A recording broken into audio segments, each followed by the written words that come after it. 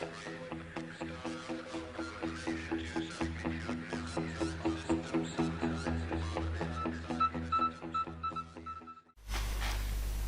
bien bonjour, dans ce tuto numéro 8 que nous allons donc consacrer aux espaces de stockage la suite, en vous présentant donc Windows et son explorateur de fichiers, un outil tout à fait important et indispensable à maîtriser. Quelques petits rappels pour débuter. Avant de démarrer, il est conseillé de fermer toutes les autres applications, nanana. Très bien, c'est le cas. Je fais suivant. Je vais tomber ici sur une licence utilisateur. Il va falloir prendre le temps de la regarder. Là, évidemment, je vais accepter directement. Alors, je suis dans des trucs en anglais, évidemment. Souvent, en informatique, il va falloir effectivement suivre l'anglais. Alors, là, on me dit « Do not add Inkscape to the system path ». Ça veut dire ne pas ajouter au chemin, le path c'est le chemin du système. Ajouter, c'est pas do not, c'est ajouter to the system path for all users.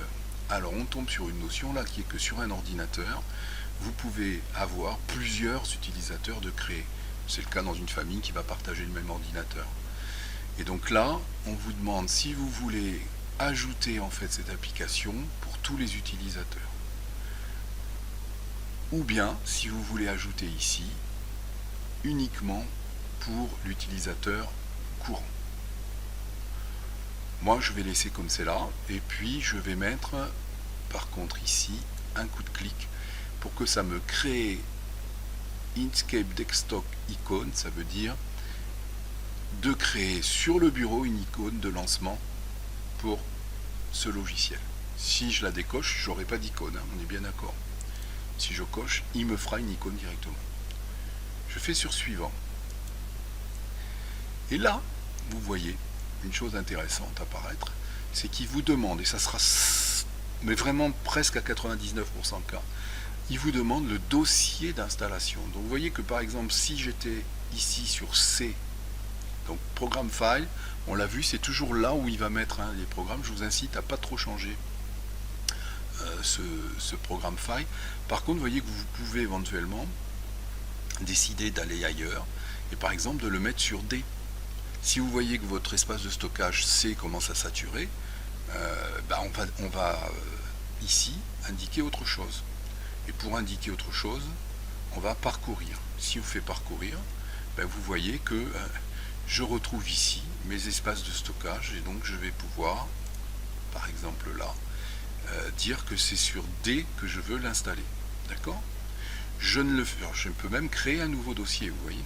Je ne vais pas le faire, pourquoi ? Parce que moi, dans mon cas, on l'a vu tout à l'heure, c'est pas C qui menace d'être saturé, c'est D. Donc je ne m'amuse pas à changer, je vais laisser donc s'installer gentiment ici. Mais vous voyez l'importance que prend le fait de bien comprendre les espaces de stockage qui sont disponibles et le fait de choisir si je le mets à tel ou tel endroit. D'accord ? Je clique sur suivant. Alors il me dit choisissez le dossier du menu démarrer dans lequel vous voulez placer le raccourci du programme. Vous pouvez également entrer un nouveau nom pour créer un nouveau dossier. Ça donc c'est pour le menu démarrer. Vous voyez que tout ce qu'on a vu précédemment nous sert. Je le laisse faire. Je vais pas chercher. Vous voyez que j'ai bien cette zip. Je ne vais pas chercher à aller mettre ça forcément ailleurs. Je le laisse comme il est là. Voilà. Alors je peux aussi ne pas créer de raccourci. Voilà. Ensuite, vous voyez que là, je rentre dans des détails qui ne seront pas forcément proposés à toutes les installations de tous les programmes, mais cochez les composants que vous désirez installer et décochez ceux que vous ne désirez pas installer. Et là, vous voyez que j'ai ici une arborescence. Vous voyez, en fait. Je ne vais pas m'amuser à décocher machin, d'autant que je ne saurais pas trop à quoi ça correspond, donc je préfère pas m'amuser, vous voyez bien. Mais par contre ici, je peux voir que je peux faire une installation complète, compacte, minimale ou personnalisée. Si je m'amuse à faire personnaliser, il va falloir que j'aille tripoter dans ces trucs-là. Moi, je préfère choisir une installation complète. Il me dit que l'espace requis, vous voyez que là aussi c'est important de voir ce qui nous reste comme espace et d'être capable de le visionner et surtout de mesurer. Les unités de mesure ne sont pas là pour rien. Ça va me coûter l'installation de ce programme 492 mégaoctets, c'est-à-dire pratiquement un demi-giga. Je vous rappelle qu'un giga c'est 1000 mégaoctets. Bon, j'ai regardé tout à l'heure, vous avez vu, sur C, j'ai encore de la place, ça va. Allez, je peux donc installer. Et là, va se passer un processus d'extraction, de copie sur le disque dur. On ne va pas y assister en entier parce que c'est assez long. Voilà, donc pendant que je prenais un café, toute cette installation a été faite. Et donc je vois ici, j'ai bien fin de l'installation de Inkscape. Cliquez pour fermer pour quitter le programme d'installation. Et puis là, vous voyez, coché ou pas d'ailleurs, lancer Inkscape, suivant que je veux le lancer ou pas immédiatement. Si je ferme, je le laisse donc cocher pour qu'il se lance automatiquement. On va donc avoir normalement donc ce programme qui va se lancer. Voilà, donc il s'agit d'un programme donc, de dessin. Alors je vais pas l'utiliser devant vous, mais vous voyez que par défaut là, je suis en train donc de fabriquer quelque chose avec ce produit, et donc on me met ici nouveau document 1. Très bien. Alors j'ai juste créé vite fait un fichier. Je vais faire un petit travail, je vais juste mettre un message du genre hello, voilà. Et puis je vais ensuite faire fichier enregistré pour le sauvegarder sur le disque dur en choisissant donc mon endroit. Vous allez voir ça, voilà. C'est parti.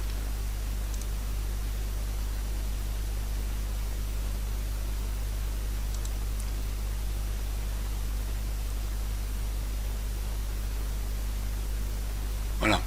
Je tombe sur quelque chose qui ressemble étrangement à mon explorateur de fichiers. Vous voyez qu'ici j'ai accès rapide, bureau, bibliothèque, ce PC, réseau 1, ça ressemble beaucoup. Ici, je retrouve, vous voyez, mes différents espaces de stockage. Mettons justement que je choisisse d'enregistrer ce document dans mon lecteur USB-E. Je le sélectionne. Vous voyez qu'il me demande un nom de fichier, donc ça ne sort pas non plus n'importe où, les noms de fichiers. On est bien là dans la troisième catégorie. C'est nous, utilisateurs, qui décidons de l'endroit et du nom de fichier sous lequel nous allons enregistrer notre travail. D'accord ? Donc je laisse dessin, mais je pourrais mettre ici bonjour. Voilà. Le type, on retrouve l'histoire de l'extension. Donc en général, vous voyez, ce programme, lui, il propose que ces fichiers produits avec lui s'appellent SVG. Mais vous voyez qu'il est capable d'en gérer plein d'autres de formats. Je pourrais tout à fait, par exemple, décider que ce soit le format dessin open document, si je sais que je veux le retravailler derrière avec un autre document. Ou bien, vous voyez, ici, je peux faire un document au format PDF. Donc, j'ai bien une contrainte qui est celle du logiciel qui ne sait pas gérer tous les formats, mais il en gère quand même pas mal. Et je peux donc décider soit de le laisser dans son format natif à lui, ou en choisir un autre parce que j'ai un projet qui fait que j'aurai à utiliser ça dans un autre logiciel dont le format sera différent. Donc vous voyez, les notions de format, les notions de chemin, d'emplacement de stockage, etc. sont tout à fait fondamentales. J'enregistre. Normalement c'est fait, c'est très rapide.